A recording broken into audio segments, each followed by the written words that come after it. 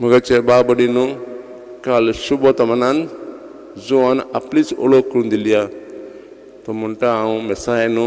तशें एलायजा न्हू तसोच प्रवादी न्हू आनी हाच्या भागान जो आमकां जेजूची ओळख करून दिता जो म्हणटा हो देवाचो मेंढरो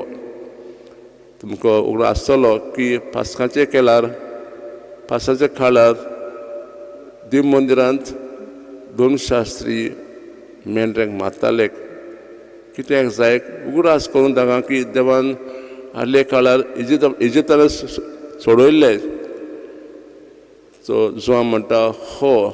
मनीस हो येता तो देवाचो मेंढरो आनी तोच मरोन हो जुदे भाव ताका मारतलेच आनी अशें करून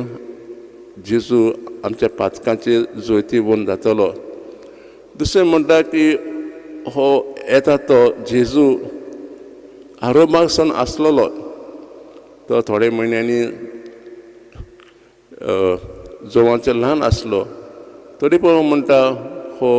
म्हाज्यान व्हड कित्याक तो आदीं आसलेलो तो दुसरें म्हणटा की हाचेर पवित्र आत्मा देंवलो आनी हो पवित्र आत्म्यान भरला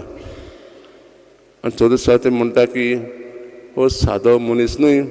पण देवाचो पूत अशें म्हणून जो हांव एके भाशेन गोवायकी दिता उतरांनी आनी मागीर तो दितलो कोन्यांनी बाप्तिजा वरवीं आमी क्रिस्तांव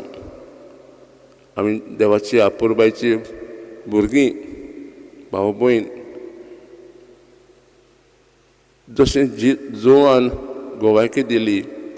तर आमी आमचे जिणेंत कशे तरेन गोवायकी दिता की आमी सगळे देवाचे पूत देवाचो धुवो भाव भयण आमचे कोर्नेव कितें सांगतात जायत की खरेंच आमी क्रिस्ती भाव भयण ओ दुसरें कितें